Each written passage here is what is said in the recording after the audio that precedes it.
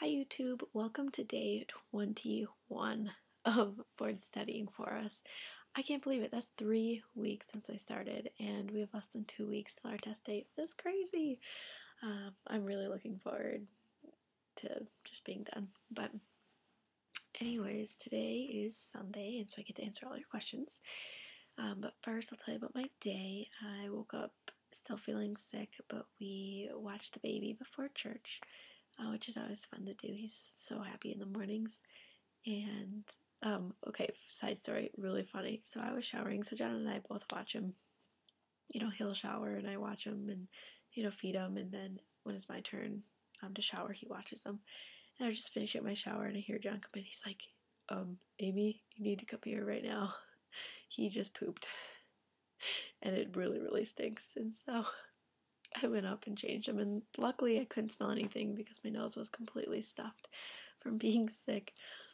But it was just hilarious. John was carrying him around like this, and oh boy. But he was a trooper. I changed him, but at least he stayed in the room and held the baby's hand so he wouldn't get his hands in his diaper. But it was pretty funny. He almost puked. Then we went to church. It was really great today, and came back and had some lunch. And I don't know, I tried to nap. I was still sick, and by this point, like, I don't know, my skin was hurting and like my joints were hurting. I just overall just felt still sick, and my nose, I swear I had to like blow it like every 20 minutes at least. So I tried to nap, but I couldn't nap. So I called and talked to my mom for a while and tried to nap again, and I couldn't. And then I tried to study, but I couldn't really focus, and tried to nap again, and it was just really annoying. And then I was supposed to clean on Sunday, but I had like no energy to go clean, but I couldn't nap. It was really annoying. Let's see, then I finally sat down and started listening to some lectures. I actually got 5 done today, so I'm really happy that I finished all those. I cleaned the stairs. I did not clean as much as I wanted to. I was supposed to clean the bathroom and the bedroom, but that'll just have to wait. Yeah, so I got 5 lectures done. That's it. And now it's only like 9:15, so I'm going to go to bed early once this is done. And tomorrow I'm going to try to get through 10 lectures. I think I just planned this out, 10 lectures. And then I'm going to start listening to the OMM lectures from DIT. So I'm going to try to listen to 4 of those, which should take 2 hours for that. And I have a PT appointment, and I'm watching the baby from 5 to 7 tomorrow night. So that's the schedule for tomorrow. Anyways, see, tip for the day, I'll do it now that I'm thinking about it. And this one's kind of a personal one, so I'm just going to share with you kind of my feelings today and everything. So I guess, anyway, it's pretty personal, but I was at church today, and, well, the tip is kind of find, I don't know how to say this, but like find your purpose of why you are going, why you're studying. I know many of you are studying to become physicians or other things. So, question like why you are doing this, why. I mean, it's a sacrifice, giving up other things to choose to study, to go and be whatever you want to be. And for me, that's a physician. And revisiting those reasons why I think is very helpful. And today in church, I don't know if it was a song or something that was said, but I'd been struggling a lot lately with kind of having to give up other, normal things for being in med school. Like, for instance, my sister just graduated from high school yesterday, and I couldn't even be there because I was here and I was studying a lot, and I couldn't be at her prom, and I don't know, there's other things, my cousin's grad party was today I couldn't go to, and other family gatherings, and our family's pretty close. So I always sometimes get stuck in the sense of, I always, question again, like, gosh, why am I doing this? I wish I was home and I could have like a normal life and go to work 8 to 5 and have my weekends off and be able to see my friends from high school and college. And I don't know. So I'm sure that's normal. But anyways, I was in church today and I don't know what was said or something, but I was talking about sacrifice and sacrificing it for him, for God, and I finally just felt this sense of I am serving him. This is his plan for me, is to become a physician. I believe that, and all these things I'm giving up is a sacrifice for him. There's other things other people give up, a sacrifice to him, and for me to become a physician and serve people, I feel like that's his purpose for me and his will for me. And so all these things I'm giving up is a sacrifice for him. So even though I can't go on mission trips every weekend and be involved in the church and serve him that way and sacrifice other things for that, I don't know, I just kind of had this feeling of, this is how I'm sacrificing, is thinking to the other things I could be doing, but instead I'm studying and trying to be the best doctor I can be and to serve my future patients the best that I can, is worth it. And so anyways, I don't know if portrayed that exactly how I was feeling, but I don't know, that was just something I wanted to share. And it was just kind of a good day in that sense, and I've been thinking about that a lot today. Anyways, so to answer your questions, now it's going to get even more personal. No, I'll try to do my best and answer them. I wrote them all down because they're kind of on other videos too. So someone asked my undergraduate degree, and I don't know if this meant major or something, but I ended up graduating with a Bachelor of Arts. I went to a liberal arts school, so I got my BA, and I got my major in biology and my concentration in neuroscience and biomedical studies. My age, I am 24 and a half almost. My parents, what did they do, or what do they do? My mom was a stay-at-home mom ever since I was born, and my dad owns a small electrical business. My MCAT score is a 30, and I think my layout was 8, 11, 11. GPA in undergrad, I actually had to look this up. Seriously, this is my transcript from college, and it was a 3.68 cumulative.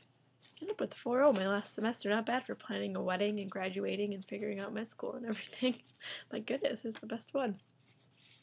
Anyways, then I was asked about volunteering, research, extracurriculars, and again, I'm going to have to make a whole video on my application, and I have advice for application and stuff, and I want to share it, but I can't right now. I'll have to wait till July to make that video.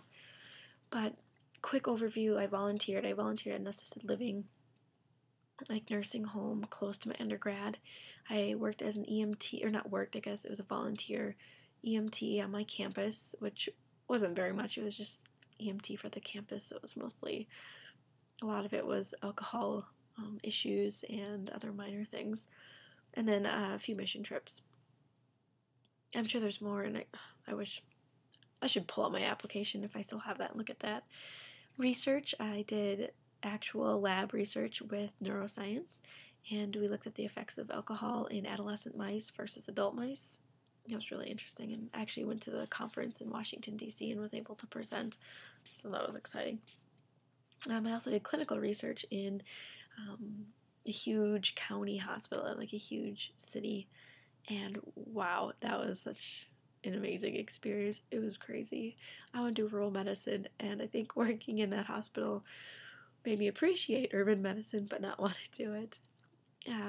We did surveys, and we also got to work in the stabilization room and calculate how long it took to intubate, and there's a few other studies going on that we got to help out with. But I loved doing the surveys, because our job was, and they came in triage, and it was always a challenge because, of course, you're coming to the ER and you don't want someone to be asking you all these questions. You just want to be seen by, the nurses and the doctors. And so it's always fun. I always try to be really nice and word it in a way oh, as you wait, I can sit and talk with you and answer these questions. Anyways, it was a survey of 40 questions, random things. That was kind of fun. Let's see, extracurriculars. I worked in admissions in undergrad, and I loved that. I worked quite a few hours. I worked as a tour guide. I worked in the office. I worked answering phones. I also worked in admissions under the host program. So if you wanted to stay overnight at a college, I was the person that helped contact an overnight host, and I ran that training and did a lot of that organizing, and I loved that. I also worked off campus as a clinical scribe. So I worked as in a hospital, in the ER, and also in the urgent care. And I worked as a scribe, so I take all the doctor's notes and type it up. And then, of course, they read them and sign off on them. But I took off all that work. They never have to really write up a note. I was doing that all for them. And that actually was probably the best experience in figuring out exactly if I wanted to do what I was going to do, because I was doing all the notes, which a lot of doctors complain is one of the worst parts of their job. But that was only my job, and I still loved it. So that's all I can think of right now is off the top of my head. But like I said, I'll do a whole nother video on that. And about the schedule, of being a pre-med student and what that entailed. Nervousness and how do I deal with it and my techniques. I don't know. The things I get nervous about are like practical things. So when we had our OMM practicals and would have to show our skills off, we would go in with 2 students and an OMM physician, and we had no idea what they were going to ask, and they said, okay, diagnose this and treat, this, and that always made me nervous because I guess one of my fears is incompetency. Like, I don't want to seem incompetent. Like, written tests, if I had a bad day, I didn't study it, didn't really matter. It's just a number. It's not like my professor. My advisor would know what my score was, but it's not like, I don't know. I would just only get nervous during the practical part because, like, they knew who I was, and I don't know. I do not like that. And same with SPALs, which are simulated patient experiences.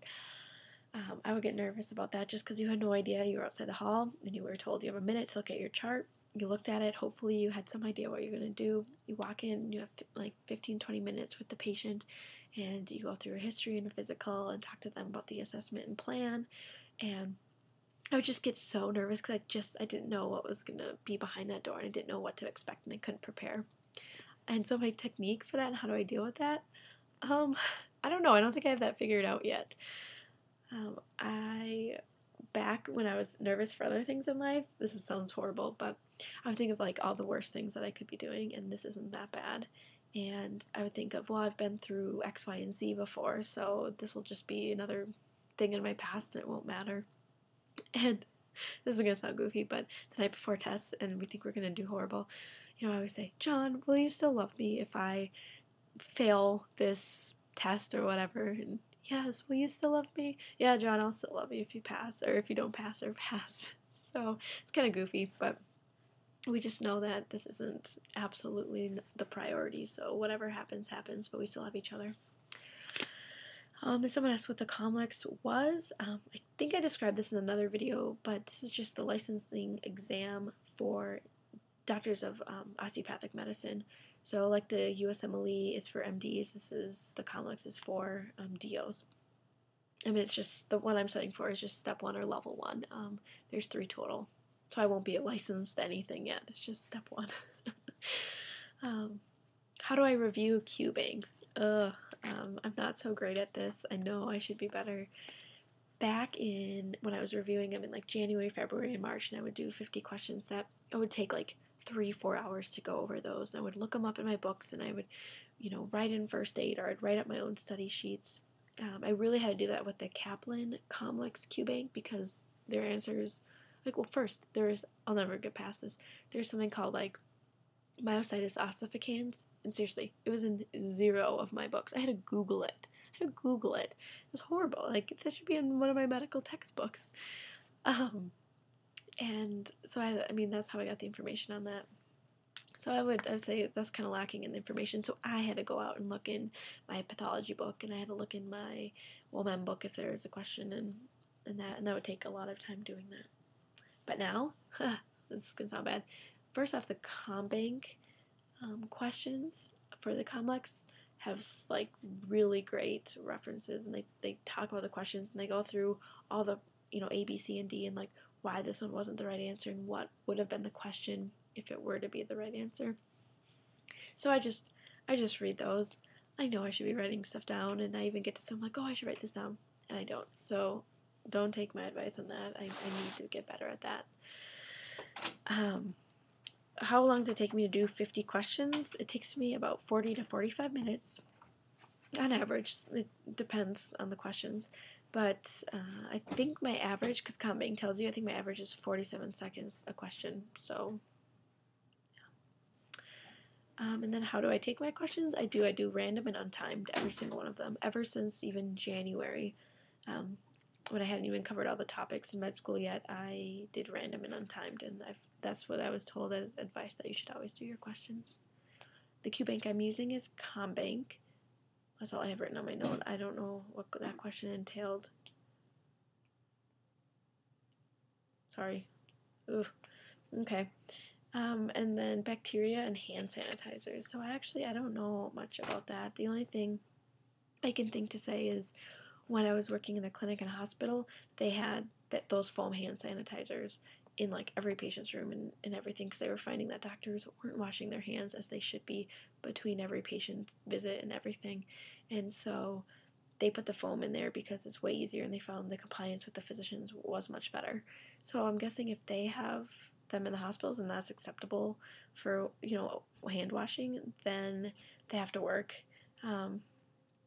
When I learned how to scrub in for surgeries too, one of the scrubs, you can actually use a surgical like foam scrub, and it's pretty much just like a hand sanitizer. Obviously not the type that you buy, at Target or at the store. So I don't know exactly the ones that you buy, if those are awesome or not. I don't know. I'm sorry. I do know that they do use some sort of one in hospitals and clinics, and so that must be backed by research that those do kill bacteria.